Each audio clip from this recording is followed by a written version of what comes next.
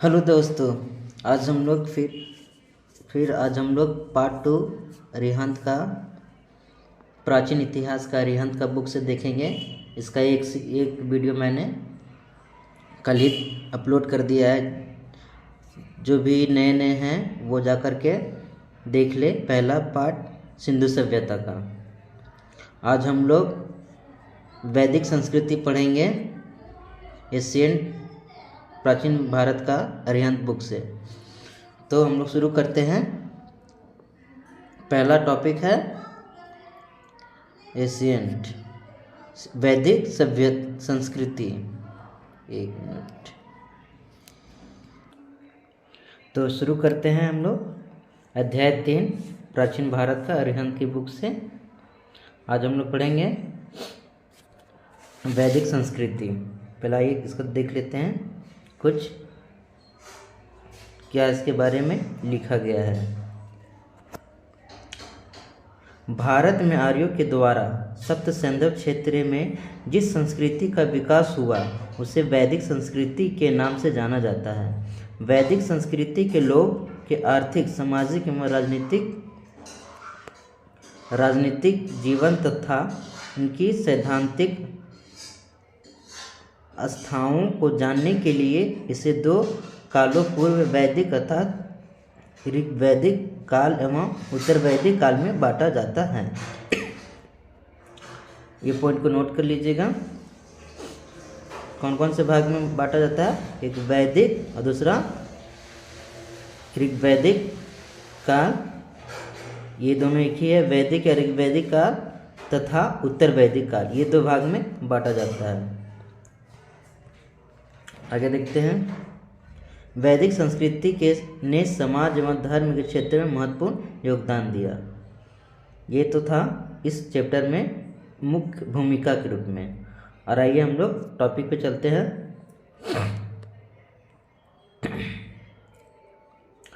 पहले देखते हैं वैदिक संस्कृति का उद्भव कैसे हुआ। वैदिक शब्द वेद से बना है। वेद का अर्थ ज्ञान है। क्या है वेद का? ज्ञान। वैदिक संस्कृति के निर्माण आर्य थे। कौन थे? आर्य थे।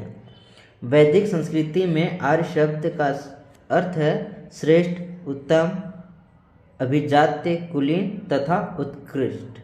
ये आर्य का अर्थात मतलब है। आर्य शब्द का अर्थ है ये इतना है। कौन कौन है? श्रेष्ठ, उत्तम, अभिजात्य, कुलीन तथा उत्कृष्ट। नेक्स्ट देखते हैं। सर्वप्रथम जर्मन संस्कृति विद मैक्स मूलर ने 1853 ईस्वी में आर्य शब्द का प्रयोग एक श्रेष्ठ जाति के आशय से किया था। सबसे प्रथम कौन किए थे? तो मैक्स मूलर ने किए थे।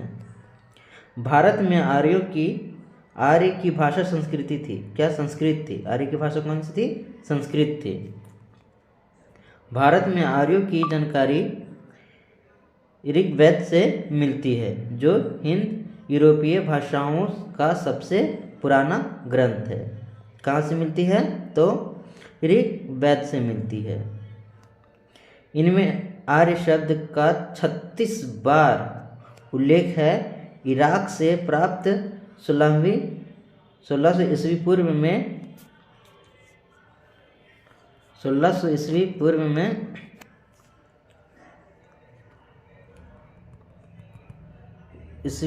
में एक अभिलेख मिले हैं। उसका नाम है कस्साइट अभिलेख। तथा सीरिया से प्राप्त 1400 ईसा पूर्व के मित्तन्नी अभिलेख में आर्य नामों का उल्लेख मिलता है। ये दोनों नोट कर लीजिएगा, इम्पोर्टेंट है।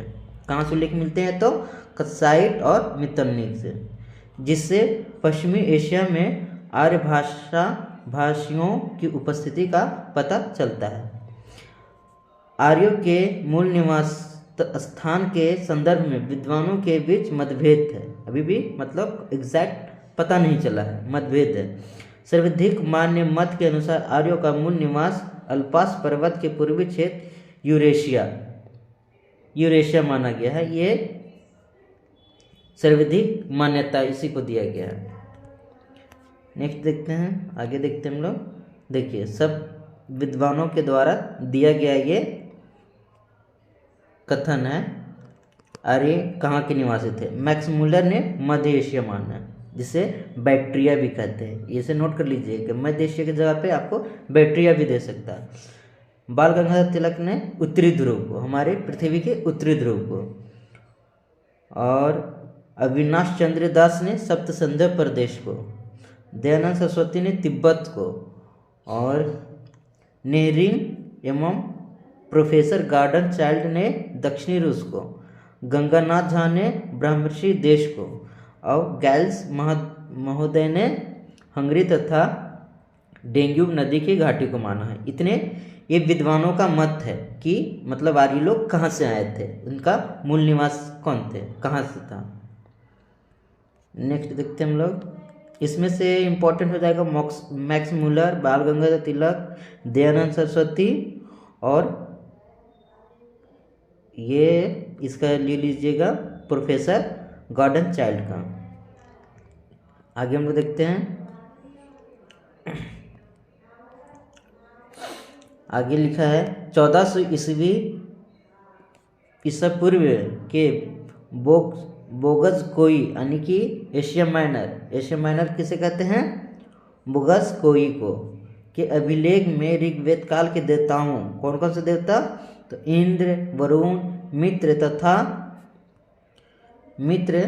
तथा नासत्य का उल्लेख मिलता है। ये इंपॉर्टेंट है कि अगर आपसे डायरेक्ट क्वेश्चन पूछ लिया जाएगा कि बुजाक कोई या एशिया माइनर में किन किन देवताओं का अभिलेख में किन किन देवताओं का उल्लेख है, तो इंद्र, वरुण, मित्र और नासत्य। इससे अनुमानित होता है कि वैदिक आर्य ईरान से होकर भारत आए थे। ये एशिया माइनर से ही पता चलता है कि आर्य लोग कहाँ से आए थे, किस रास्ते से आए थे, तो ईरान से होकर भारत आए थे। अध्ययन की सुविधा के लिए वैदिक संस्कृति को दो भागों में बांटा गया। पहले ऋग्वैदिक काल का समय है 1500 से 1000 ईसा पूर्व, एवं उत्तर वैदिक काल जो 1000 से 100 ईसा पूर्व है। इसे क्रम में लिख लीजिएगा। आगे देखते हैं हम लोग। ऋग्वैदिक काल में है कि इस काल की जानकारी एकमात्र स्रोत ऋग्वेद है। ऋग्वैदिक काल में आर्यों का जीवन कबीलाई प्रकार का था, मतलब कबीला लोग रखते थे, मतलब ये कबीला का है, वो कबीला का है। जैसे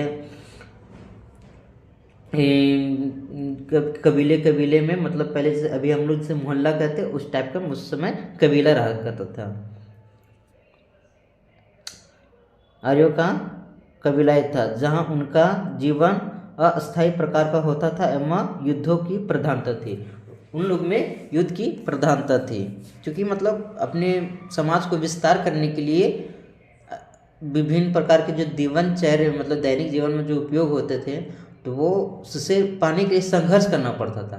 जैसे फिर वर्तमान समय में जिसे हम लोग सत्ता पाने के लिए संघर्ष करते हैं। नेक्स्ट देखते हैं भौगोलिक विस्तार में हम लोग देखते हैं ऋग्वेद में सप्त संध्या प्रदेश का वर्णन मिलता है। ऋग्वेद में किसका मिलता है? सप्त संध्या प्रदेश का वर्णन, या 7 नदियों कौन कौन सा है?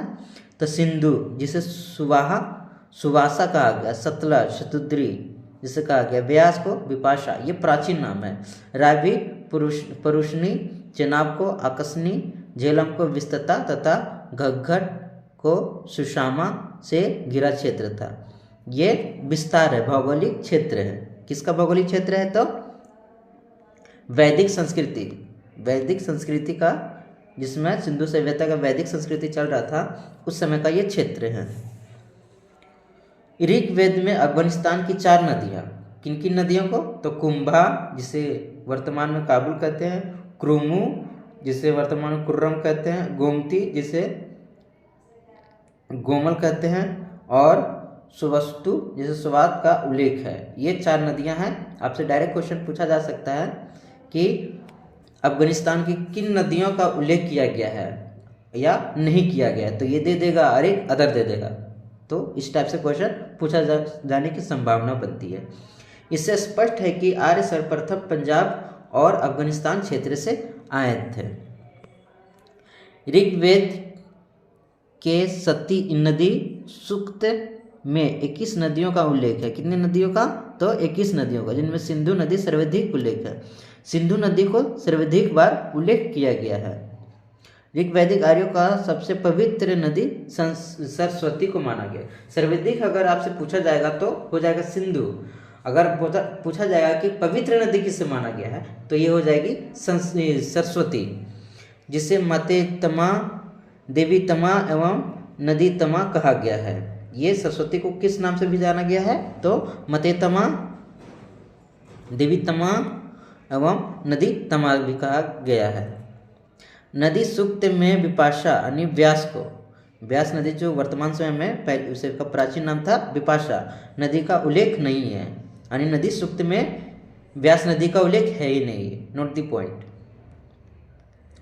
ऋग्वेद में 4 समुद्रों का उल्लेख है। संभवतः समुद्र की किसी जलराशि का वाचक था। ऋग्वेद में गंगा नदी का 1 बार जबकि जमुना नदी का 3 बार उल्लेख मिलता है। आपसे डायरेक्ट ये भी पूछा जा सकता है कि गंगा नदी के कितने बार उल्लेख मिलता है? तो 1 बार। मरुस्थल के लिए धन्वे शब्द का उपयोग हुआ। आपसे डायरेक्ट ये भी क्वेश्चन पूछा जाता है कि हमारे प्राचीन समय में ये धन्वे शब्द का क्या अर्थ है? तो इसका अर्थ क्या है? मरुस्थल। इसे नोट कर लीजिएगा, मरुस्थल है। ऋग्वेद में हिमालय पर्वत एवं इसकी एक चोटी मुजवंत का भी उल्लेख है। हिमालय की किस चोटी का उल्लेख है? तो मुजवंत का उल्लेख है। ये सब पॉइंट आपको नोट करते जाना है। वैदिक पुरातात्विक साक्ष्य मुख्यतः 3 प्रकार के हैं। कौन कौन प्रकार के हैं? तो देखते हैं, काले, लाल मृदबंड तथा ताम्रपुंज। ये वैदिक पुरातात्विक साक्ष्य है। ये 3 प्रकार के मिले, एक काले और एक लाल, एक ताम्रपुंज। नेक्स्ट हम लोग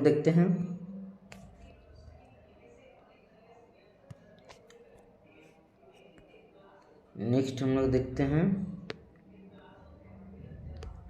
राजनीतिक स्थिति। राजनीतिक स्थिति देखते हैं तो ऋग्वैदिक प्रशासन मुख्यतः एक कबीलाई व्यवस्था वाला शासक था, जिसमें सैनिक भावना प्रमुख थी। सबसे छोटी इकाई कुल, जिसे वर्तमान में परिवार कहते हैं, थी, जिसका प्रधान कुलप होता था। ग्राम, विष और जन ये उच्चतर इकाई थे। उच्चतर इकाई कौन कौन थे? ग्राम, विष और जन। ग्राम संभवतः कई परिवारों के समूह को कहते थे। ग्रामीण ग्राम का प्रधान होता था। ग्रामीणी कौन होता था प्रधान? ग्राम का प्रधान कौन होता था? तो ग्रामीणी होता था। विष कई ग्रामों का समूह था। विष कई ग्रामों का समूह था। इसका प्रधान विषपति हुआ करते थे। अनेक विषयों का समूह जन होता था। जन के अधिपति को जनपति या राजा कहा जाता था। ऋग्वेद में जन शब्द का उल्लेख 275 बार मिलता है, जबकि जनपद का शब्द का उल्लेख 1 बार भी नहीं मिलता। जनपद उस समय था ही नहीं। आपसे डायरेक्ट ये भी कुछ प्रश्न पूछा जा सकता है कि ऋग्वेद काल में किसका उल्लेख मिलता है? जन, जनपद, ग्राम, वेश। तो आपको डायरेक्ट आंसर दे देना है जनपद। इसका उल्लेख नहीं मिलता जनपद का, क्योंकि ये बहुत बाद में हुआ। उत्तर वैदिक काल में या फिर जब मगध साम्राज्य का विस्तार हुआ तब हमें जनपद का देखने को मिलता है। जैसे मगध जनपद, बहुत सारे जनपद है, लिच्छवी जनपद, यंग, वज्जी, वैशाली इत्यादि बहुत सारे हैं। नेक्स्ट देखते हैं हम लोग, उस समय देखेंगे। जैनों के प्रधान को राजन कहा जाता था। जनों के प्रधान को राजा कहा जाता था। राजा के चुनाव में समिति का महत्वपूर्ण योगदान था। राजा को जन्यस्योगोपा, पूर्वेत्ता, विष्पति, गणपति, गोपति कहा जाता था। राजा की सहायता हेतु पुरोहित, सेनानी एवं ग्रामीण नामक प्रमुख अधिकारी थे। इनमें से सबसे प्रमुख पुरोहित था। सबसे प्रमुख कौन था? तो पुरोहित था। नेक्स्ट देखते हैं, ऋग्वेद में सभा 8 बार, समिति 9 बार और विदत 122 बार तथा गण जैसी संस्थाओं का उल्लेख मिलता है। ये सारे संस्था है, ये सारे क्या है, तो ये सारे संस्था है जितने अभी हमने देखा कौन कौन से हैं, तो सभा, समिति, विदत और गण, ये ऋग्वेद में ही उल्लेख इसका मिलता है, ये सभाएं हैं। ऋग्वेद को सबसे प्राचीन संस्था विदत थी। सबसे प्राचीन कौन थी, अगर आपसे दिया जाएगा कि इनमें सभा, समिति, विदत और गण में सबसे प्राचीन सभा कौन सी थी, तो विदत हो जाएगा हमारा आंसर। सभा मुख्य रूप से वृद्ध जनों एवं कुलीन व्यक्तियों की संस्था थी। इसे सदस्य सुजान कहा जाता था। समिति कबीलों की आम सभा थी जिसके प्रमुख ईशान कहा जाता था। तो आम जनता के लिए, मतलब पब्लिकों के लिए कौन सी थी, तो समिति थी, और खास आदमियों के लिए क्या था, सभा था, जिससे प्रमुख ईशान थे। स्त्रियां केवल सभा में ही भाग लेती थी। विदत में लूटी गई वस्तुओं का बंटवारा होता था। तो लूटी हुई वस्तुओं का बंटवारा कहाँ होता था, विदत में, और स्त्रियां किस में भाग लेती थी, सिर्फ सभा में, केवल सभा में, जिसमें खास खास लोग रहते थे। आगे देखते हैं हम लोग। बलि प्रजा द्वारा राजा को सुरक्षा से दी जाने वाले उपहार था। राजा इसके बदले उनकी सुरक्षा की जिम्मेदारी लेता था। राजा नियमित या अस्थायी सेना नहीं रखता था। व्रत, गण, ग्राम और सर्द नाम से कबायली टोलियां लड़ाई लड़ती थी। दशराज्य युद्ध यानी पुरुषनीय, वर्तमान समय में रावी कहते हैं, नदी के तट पर भरत वंश के राजा सुदास तथा अन्य 10 जननी 5 आर्य एवं अनु आर्य के बीच हुआ था। किसके किसके बीच हुए थे, तो 5 आर्य एवं अनु आर्य के बीच हुआ था। 5 आर्य कबीले कौन कौन थे, पुरु, यदु, तुवस, द्रुहु एवं अनु, तथा 5 अनार्य कबीले अक्कीन, पक्त, भलानाश, विषाणी एवं शिवित। इसमें सुदास की विजय हुई। सुदास की विजय हुई, किनकी विजय हुई, जो भरत वंश के थे, मतलब भरत वंश के जीते इस युद्ध में। सुदास के प्रमुख पुरोहित वशिष्ठ थे, जबकि 10 राजाओं के संघ को पुरोहित विश्वामित्र थे। ऋग्वेद के 7वें मंडल में इस युद्ध का उल्लेख मिलता है। तो दशायु का युद्ध किस में मिलता है, तो ऋग्वेद के 7वें मंडल में मिलता है। आइए देखते हैं इसके सामाजिक स्थितियां।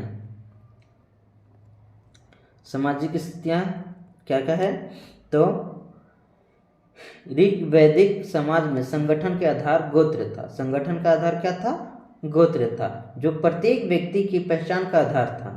समाज पितृसत्तात्मक था। अभी पिछले हम लोग सिंधु सभ्यता में पढ़े थे क्या, मातृसत्तात्मक, अब आगे क्या, पितृसत्तात्मक, यानी पुरुषों की प्रधानता। संयुक्त परिवार की प्रथा प्रचलित थी। नाना, दादा, नाती, पोते आदि सभी के लिए एक ही शब्द नाप्त्री का प्रयोग होते थे। तो नाप्त्री शब्द का प्रयोग किसके लिए होते थे, नाना, दादा, नाती, पोते आदि के लिए।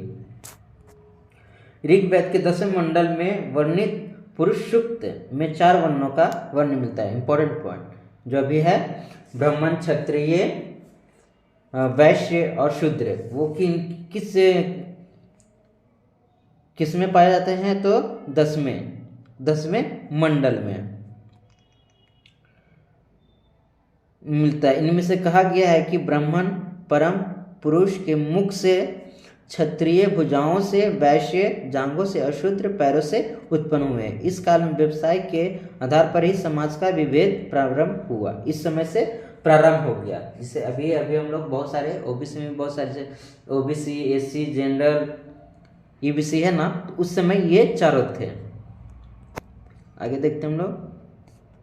ऋग्वेद में वर्ण शब्द का रंग के अर्थ में तथा कहीं कहीं व्यवसाय चयन के अर्थ में प्रयुक्त हुआ है। प्रारंभ में ही 3 वर्णों का उल्लेख मिलता है। ब्राह्मण, क्षत्र, वैश्य। शूद्र शब्द का उल्लेख सर्वप्रथम ऋग्वेद के 10वें मंडल के पुरुष सूक्त में मिलता है। ऋग्वेद में दास प्रथा का उल्लेख मिलता है। तो दास प्रथा सिंधु सभ्यता में भी थी और ऋग वैदिक काल में भी थी। तो दोनों में हमें दास प्रथा को देखने को मिला है। आगे देखते हैं हम लोग, स्त्रियों की दशा क्या थी उस समय। स्त्रियों की दशा क्या थी उस समय। ऋग्वैदिक समाज में स्त्रियों की दशा काफ़ी अच्छी थी। कन्याओं का उपनयन संस्कार होता था। स्त्रियों में पुनर्विवाह, नियोग तथा प्रथा एवं बहुपति विवाह का प्रचलन था। बाल विवाह का प्रचलन नहीं था। इसमें जो भी बाल विवाह होता है उस समय नहीं था। स्त्रियों के यज्ञ करने का अधिकार था। यज्ञ करने का भी अधिकार था। लोपा मुद्रा, घोषा, सिक्ता, विश्ववारा, अपाला आदि विदुषी स्त्रियां ऋग्वेद में बहुत सी रचनाओं की रचना की है। तो ऋग्वेद में ऋचाओं की रचना करने वाले ये लोपा, घोषा, सिक्ता, विश्ववारा, अपाला आदि पुरुषनी स्त्रियां हैं। ये सब का उल्लेख किसमें मिलता है? तो ऋग्वेद में। प्रथा प्रथा तथा सती प्रथा का प्रचलन नहीं था। ना बाल विवाह था, note the point, important, most important point. ना बाल विवाह था, ना पर्दा प्रथा था, ना सती प्रथा था। ये इसका प्रचलन था ही नहीं ऋग्वैदिक काल में। सिर्फ दास प्रथा था। आजीवन अविवाहित वाली कन्याओं को अमाजु, अमाजु किसे कहते थे? जो आजीवन मतलब जीवन भर अविवाहित रहते थे। ऋग्वेद में पत्नी ही गिरी है कहकर उसे महत्व की व्याख्या की गई है। विवाह का पवित्र संस्कार माना जाता था। समाज में 2 प्रकार के विवाह प्रचलित थे। कितने प्रकार के? तो 2 प्रकार के विवाह प्रचलित हैं। आगे देखते कौन कौन सा। अनुलोम विवाह और प्रतिलोम। तो अनुलोम विवाह में उच्च वर्ग के पुरुष और निम्न वर्ग की स्त्रियां होती थी। और प्रतिलोम में क्या होते? जस्ट इसका उल्टा, उच्च वर्ग की स्त्रियां और निम्न वर्ग के पुरुष होते थे। ऋग्वैदिक काल में 3 प्रकार के वस्त्र प्रचलित थे। नीवी, जो शरीर के निचले हिस्से में पहने जाने वाले वस्त्र थे, जिसे हमें वर्तमान समय में पैजामा बोलते हैं, पैंट बोलते हैं, जींस बोलते हैं, उस समय नीवी बोला जाता था। वासस, जो शरीर के मध्य भाग में पहने जाने वाले थे। और अधिवासन, जो शरीर के ऊपर वाला ढांचा के वस्त्र होते थे, यानी सर के ऊपर, सर के पास।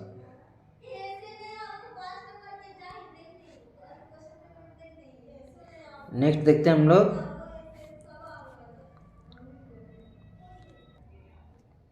आगे देखते हैं हम लोग आर्थिक स्थिति। उस समय आर्थिक स्थिति कैसी थी? तो ऋग्वैदिक कार्य का प्रारंभिक जीवन अस्थायी था, मतलब अस्थायी नहीं था। यहाँ जाना वहाँ जाना, घुमक्कड़ टाइप का। इसकी संस्कृति मूलतः ग्रामीण थी। कैसे थी? तो ग्रामीण थी। कबायली संरचना के अनुकूल पशुपालन मुख्य पेशा था। तो ऋग्वैदिक काल में पशुपालन क्या था? मुख्य था, मुख्य पेशा था। कृषि गौण पेशा था। कृषि भी था, पशुपालन और कृषि। हाँ, तो पशुपालन कृषि में ही आ जाता है, दोनों सेम ही आ जाता है। पशुओं में गाय सर्वाधिक महत्वपूर्ण थी, जिसका ऋग्वेद में 176 बार उल्लेख मिलता है। आर्यों की अधिकांश लड़ाइयाँ गायों के लेकर हुआ करती थी। इंपॉर्टेंट पॉइंट, आर्यों की अधिकतर लड़ाई किसके लिए होता था? तो गायों के लिए। ऋग्वेद में युद्ध का पर्याय गविष्टि है, यानी कि गविष्टि कहा जाता था उस युद्ध को जो गायों के लिए होते थे। गवेषण, गोशु, वेशु, गव्य आदि सभी शब्द युद्ध के लिए प्रयुक्त होते थे। ये शब्द हैं जो युद्ध के लिए प्रयुक्त होते थे। नोट कर लीजिएगा इस पॉइंट को। धनी व्यक्ति को गोमत तथा राजा को गोपति कहा जाता था। डायरेक्ट आपसे क्वेश्चन पूछा जा सकता है कि गोमत का अर्थ क्या है प्राचीन भारत में या ऋग्वैदिक काल में? तो धनी व्यक्ति, और गोपति राजा को। समय की माप के लिए गोधूली तथा दूरी की माप के लिए गवैतु शब्द का प्रयोग होते हैं। गोधूलु क्या थे? तो दूरी के लिए, और समय के लिए गोधूली और दूरी के लिए गवैतु। पणी नामक व्यापारिक पशुओं की चोरी करने के लिए कुख्यात थे। तो पणी क्या करते थे, वो चोरी करते थे पशुओं की। ऋग्वेद में घोड़ा, भैंस, बैल, भैंसा, भेड़, बकरी, ऊँट तथा सरामा नामक एक पवित्र कुतिया का उल्लेख मिलता है। बाघ और हाथी का उल्लेख नहीं है। इंपॉर्टेंट पॉइंट, ऋग्वैदिक काल में किसका नहीं है उल्लेख, तो बाघ और हाथी का उल्लेख नहीं है ऋग्वैदिक काल में। सिंधु सभ्यता में तो हम लोग देखे ही थे इसका उल्लेख है, लेकिन जो सिंह मिला था उसमें मिला था, तो उसमें चित्र साक्ष्य मिला था किसका, बाघ और हाथी का भी। लेकिन ऋग्वैदिक काल में बाघ और हाथी का उल्लेख नहीं है। ऋग्वैदिक में के चतुर्मंडल में खेती प्रक्रिया का वर्णन मिलता है। एक ही अनाज यव अथवा जौ का उल्लेख है। सिर्फ ऋग्वैदिक काल में जौ का उल्लेख है। ऋग्वैदिक कार्यों के 5 ऋतुओं का ज्ञान था। कितने ऋतुओं का, तो 5 ऋतुओं का ज्ञान था। ऋग्वेद में कृषि संबंधी शब्द उर्वरा यानी कि जुते हुए खेत, लांगल यानी हल, करीशु गोबर खाद, अवट कुआं, सीता हल की निशान, किवाश हलवाहा, पर्जन्य बादल, कुल्या नहर, खिल्य चारागाह आदि मिलते थे। ये प्राचीन शब्द हैं। इसे चाहे तो आप लोग नोट्स भी कर सकते हैं, जैसे उर्वरा और सीता और अवट, ये इंपॉर्टेंट है, इसे नोट कर लीजिएगा। ऋग्वेद में बढ़ई, रथकार, बुनकर, चर्मकार, कुम्हार आदि शिल्पियों के उल्लेख मिलते हैं। बढ़ई के लिए तक्षण तथा धातुकर्मी के लिए कर्मार शब्द मिलते हैं। सोने के लिए हिरण्य शब्द का प्रयोग हुआ। ऋग्वैदिक काल में सोने के लिए किसका, तो हिरण्य शब्द का उल्लेख हुआ। ऋग्वेद में कपास का उल्लेख नहीं मिलते हैं। इंपॉर्टेंट पॉइंट, ऋग्वेद में कपास के लिए नहीं, क्योंकि हम लोग हड़प्पा सभ्यता पढ़े तो उस समय कपास की उपस्थिति बताई गई थी, लेकिन ऋग्वेद काल में ऐसा कुछ नहीं है, कपास का नहीं दिया गया है। ऋग्वेद में कपास का उल्लेख नहीं मिलता है। इस पॉइंट को नोट कर लीजिएगा।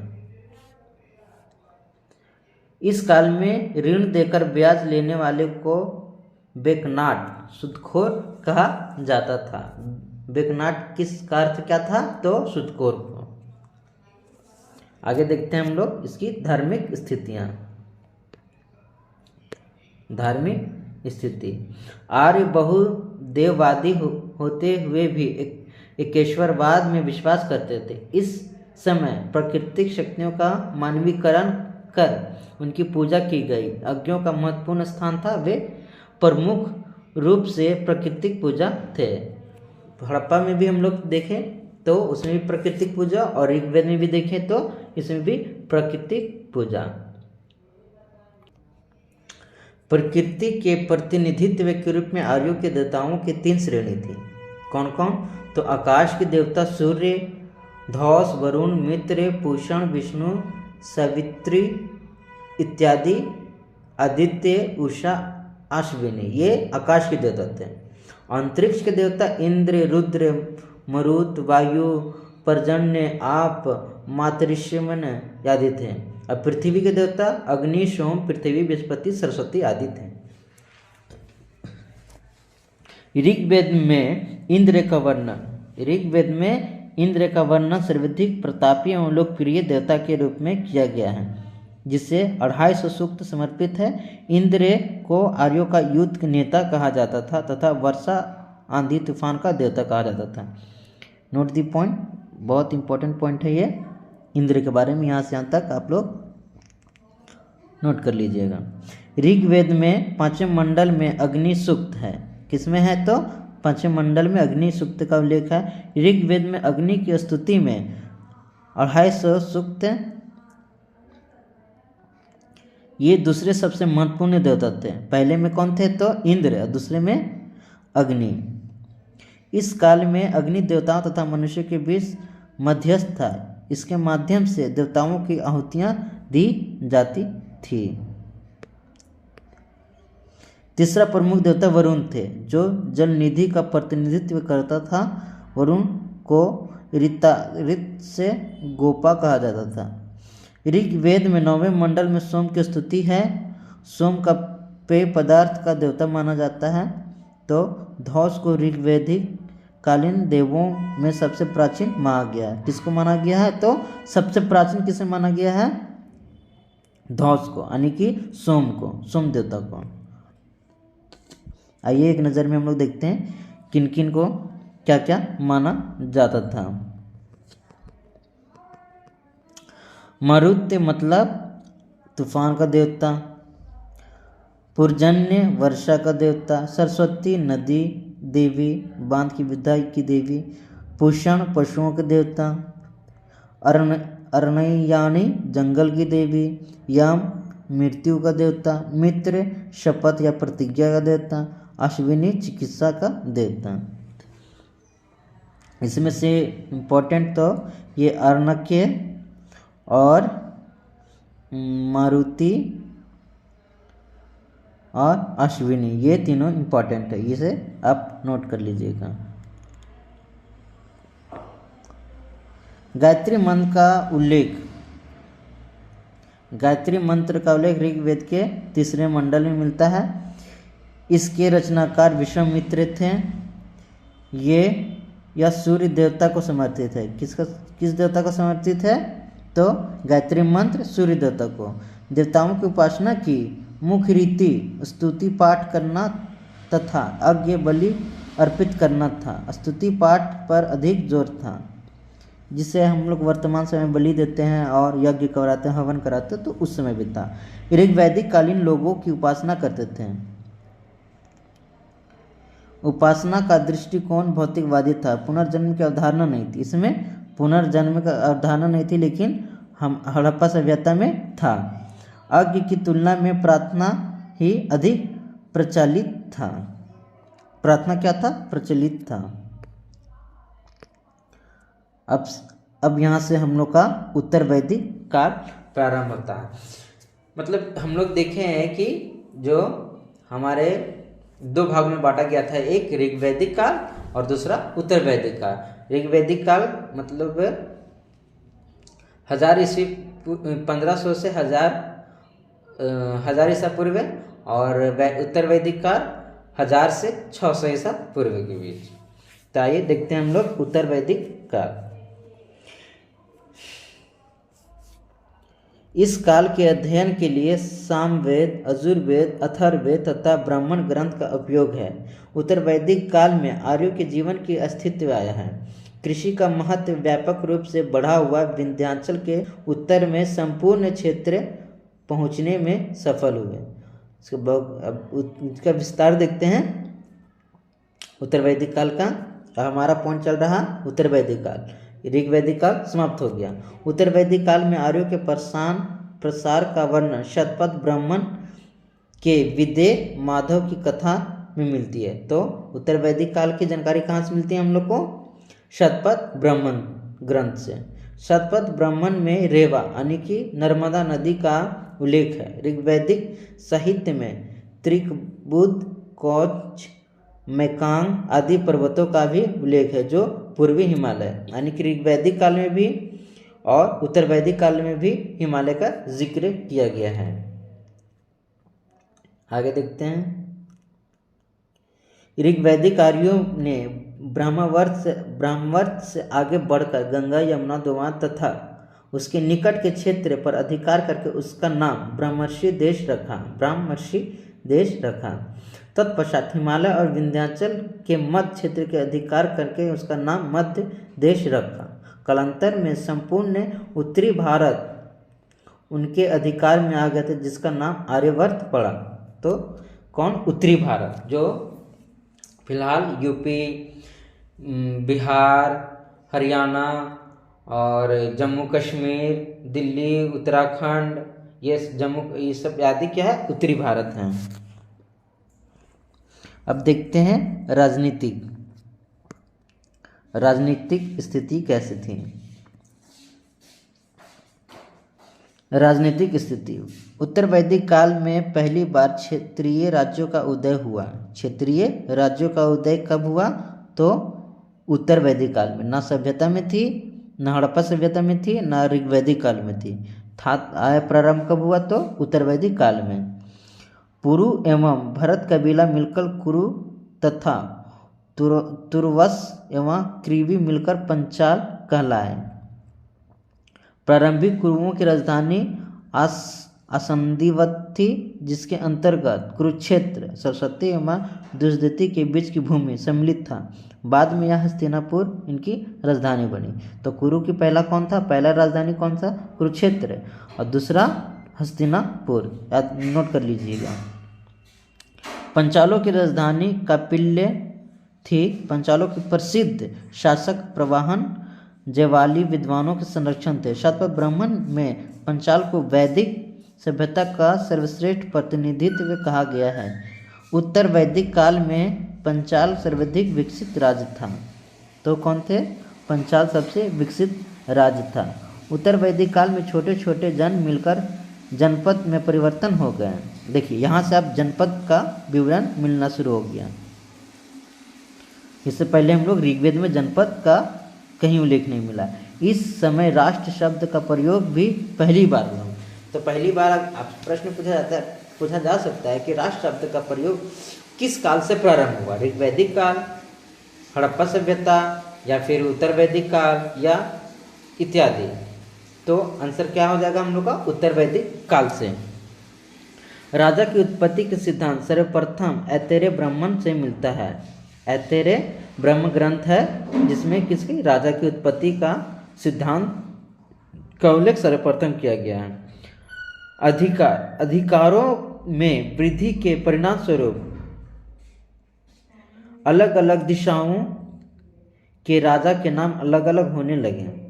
देखते हैं कहाँ पर किन राजाओं का क्या नाम था।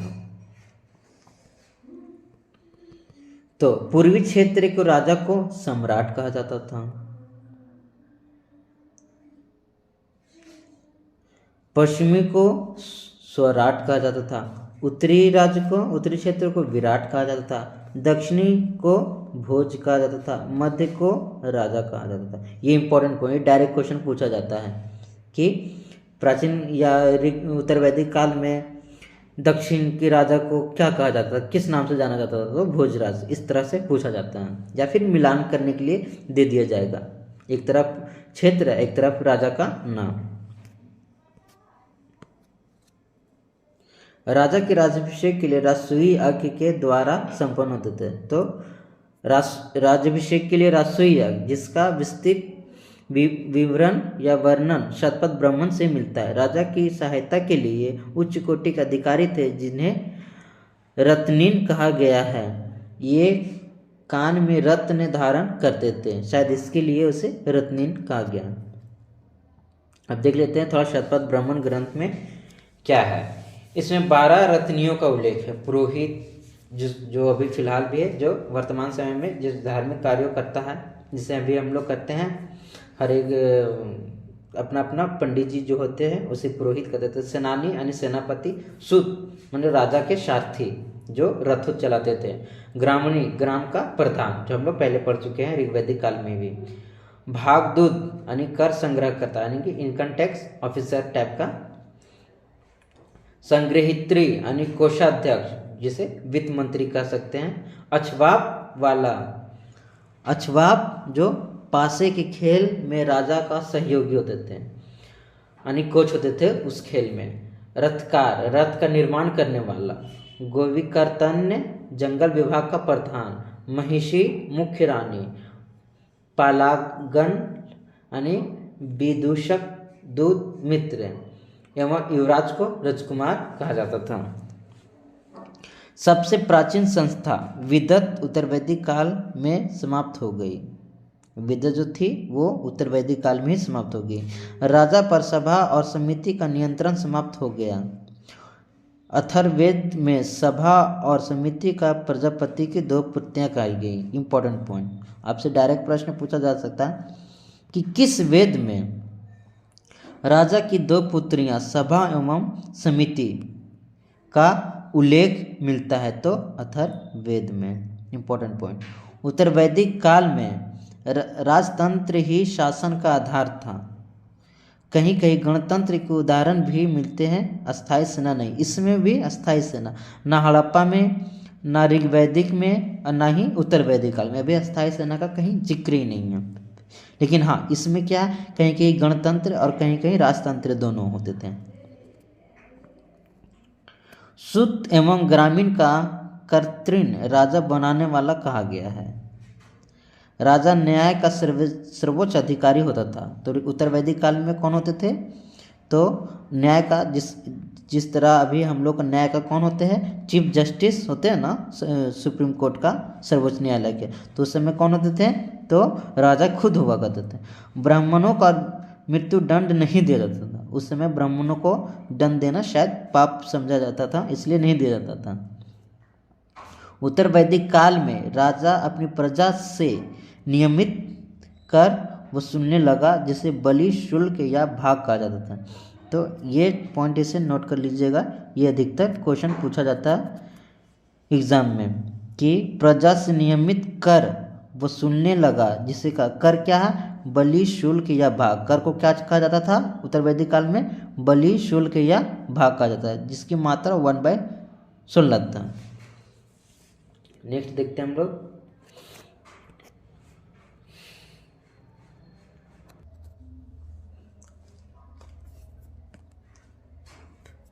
आगे हम लोग देखते हैं सामाजिक स्थितियाँ, फिर इसके बाद देखेंगे आर्थिक स्थितियाँ एवं धार्मिक स्थितियाँ। वीडियो काफ़ी बड़ा हो जाएगा, इसलिए हम इसे आप लोग खुद ही पढ़ लीजिएगा स्क्रीनशॉट लेकर के। तो हम इसे जूम कर देते हैं।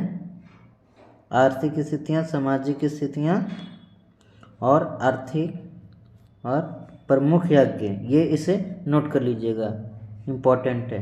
कब किस लिए किया जाता था आगे, ये इम्पोर्टेंट है, इसे नोट कर लीजिएगा। ये हमारा प्राचीन भारत का अरिहंत बुक का प्राचीन भारत का ये दूसरा वीडियो है। जिन्होंने पहला वीडियो नहीं देखा सिंधु सभ्यता का, तो वो चैनल पे जाएं और इसे देख लें। ये हमारा दूसरा पार्ट है। कल इसे हम एक सीरीज चल रहा है, तो इसी तरह से हम लोग अरिहंत बुक से पूरा इसे कंप्लीट करेंगे। Topic by topic, chapter by chapter हम लोग कंप्लीट करेंगे। तो ये वीडियो यहीं तक रखते हैं, क्योंकि काफ़ी बड़ा वीडियो हो जाएगी।